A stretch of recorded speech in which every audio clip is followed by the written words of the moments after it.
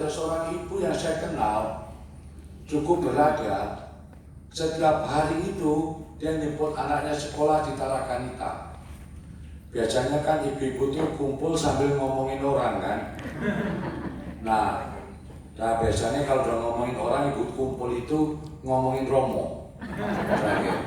Tapi kalian jangan lupa, kalau kita kumpul juga Romo-Romo juga ngomongin umat itu. Bahkan hafal satu persatu itu tahu semua dosanya itu. Nah, yang menarik adalah satu, ibu itu selalu datang ke toilet dan membersihkan toilet itu sendiri itu. Dan saya kaget, kok bisa? Menarik itu. Kemudian itu sudah hampir 3 tahun itu, bersih sekali. Ini saya tanya, kamu kok bisa membersihkan sendiri? Biarlah cari pegawai Romo. Ya, saya lakukan inilah pelayanan yang paling baik karena nggak terlihat orang, dan itu Yesus juga melihat hati yang tulus, bukan yang kelihatan. Akan saya lakukan itu sampai selesai.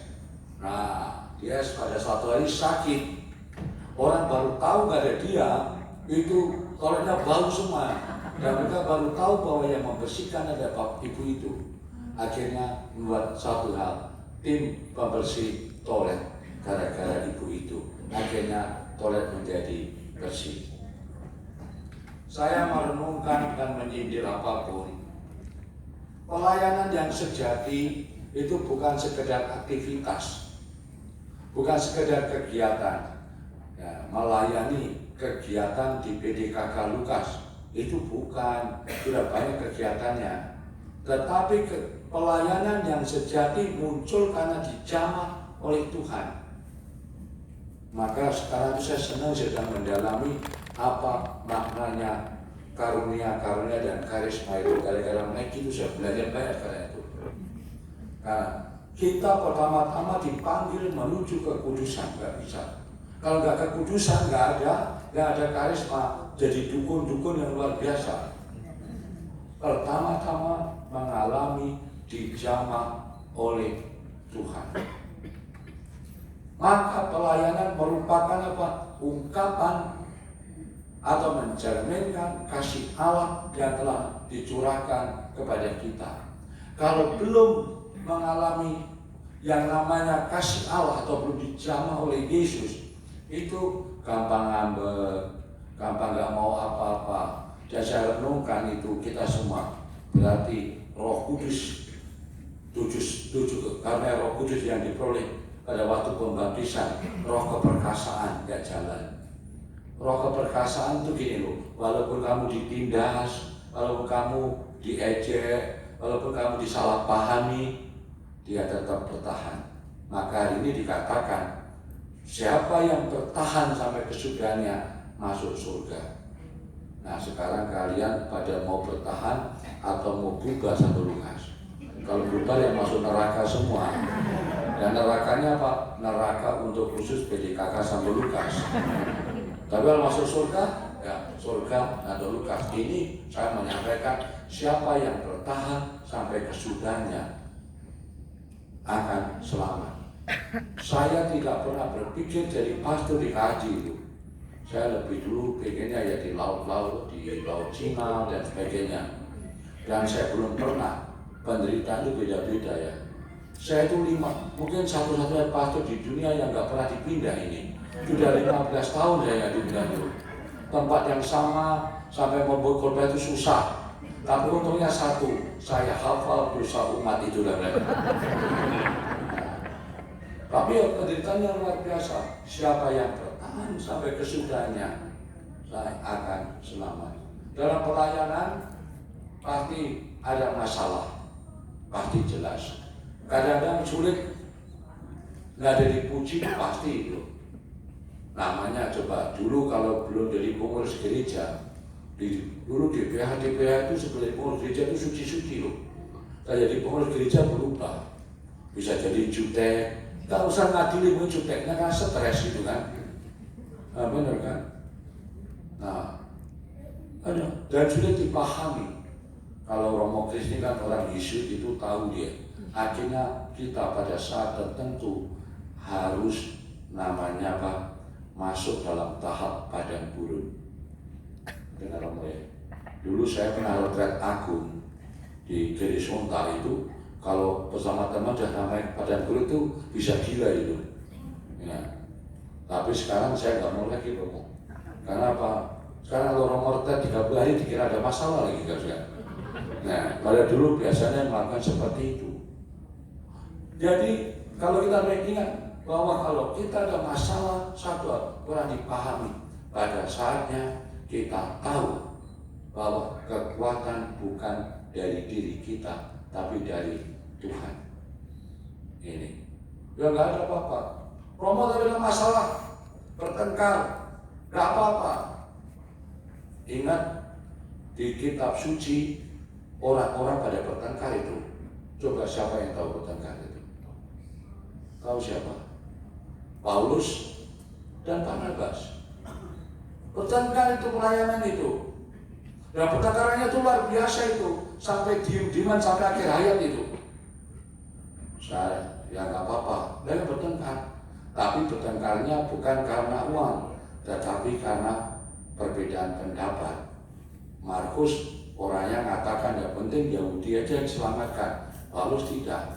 Akhirnya apa? Barnabas namanya yang membela kawan lah. Ternyata dulu juga ada namanya itu grup-grupan ya, jago-jagoan itu.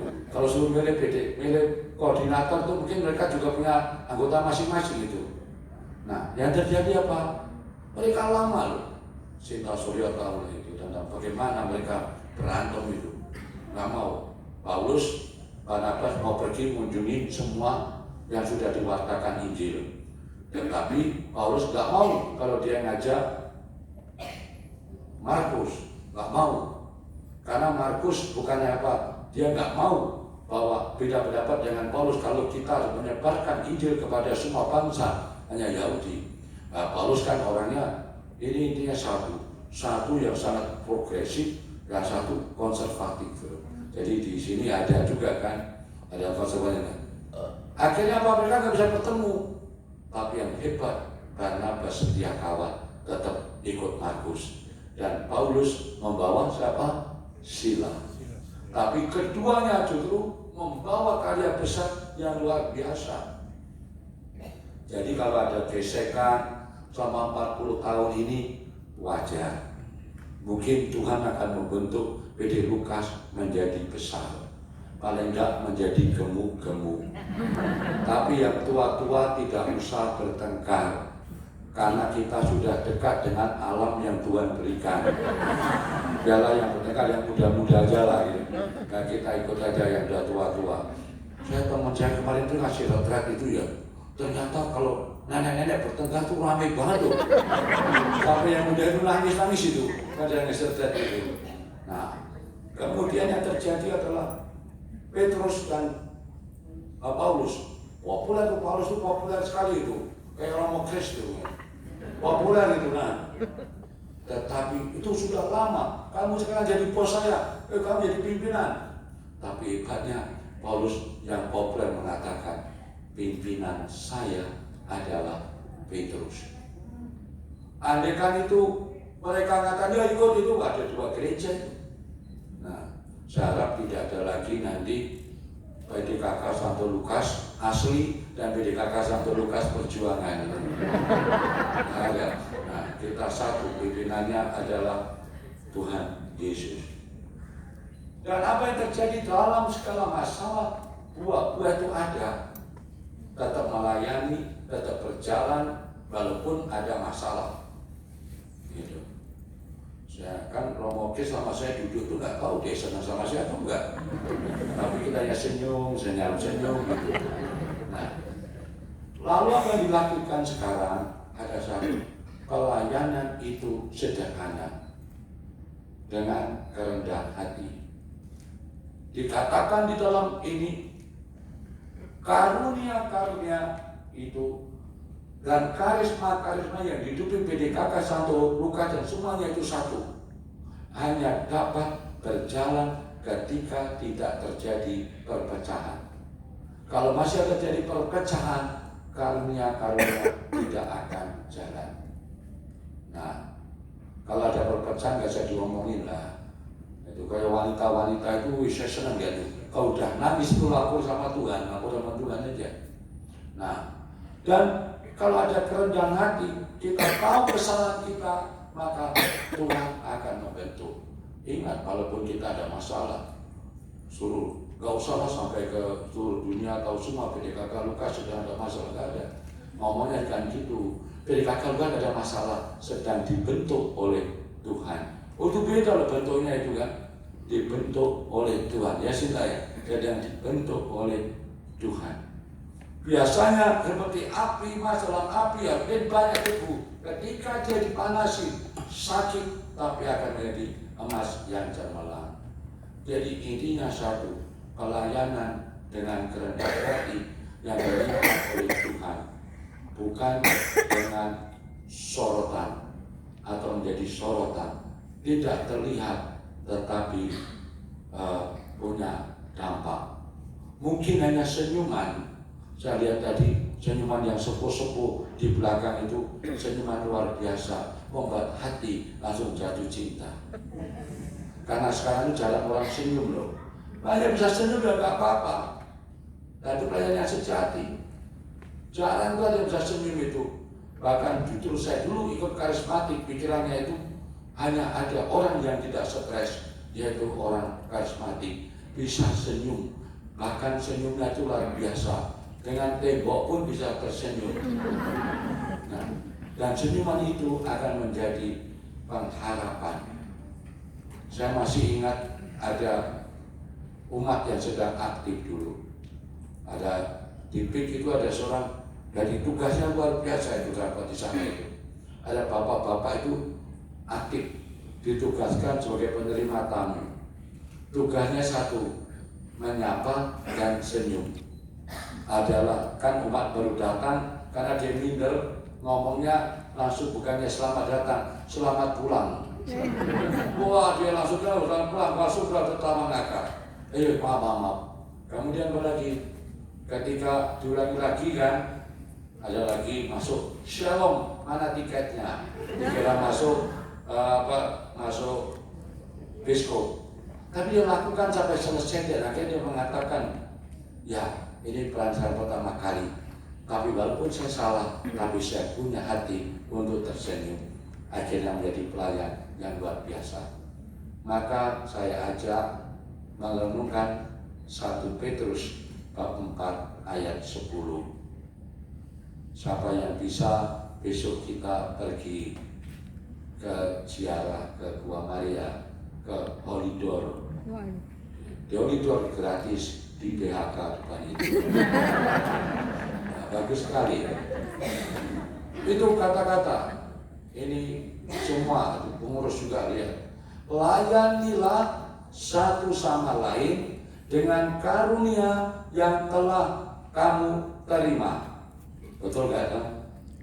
Sebagai penjaga kasih Allah. Luar biasa. Maka mari layan satu sama lain. Kalau si Juli nyanyi, kamu bagian nyanyi Juli. Kalau bisa kamu harus nari-nari di depan. Gitu. Ada Debbie yang mimpin, ya Debbie bagian memimpin. Sinta Surya orang yang bijaksana, ya dia tukang nasihati. Boleh. Kalau saya bagiannya satu, makan. Pokoknya satu-satu sama lain melayani. Menjadi sebuah refleksi hari ini, kita melayani Tuhan, bukan mencari sorotan dan tepuk tangan. Masalah perselisihan di kitab suci biasa. Ketika kita serahkan pada Tuhan, akan menjadi pewartaan yang luar biasa. Setiap orang nanti ada door prize ya. Apa yang door prize nanti? Suruh menerangkan 1 Petrus 4 ayat 10 itu. Dan suruh menerangkan nanti siapa para murid yang bertengkar dalam kitab suci. Nah, nanti Boni yang ngaturin itu. Hadiahnya nanti dari Boni. Tuhan yang berkati kita semuanya.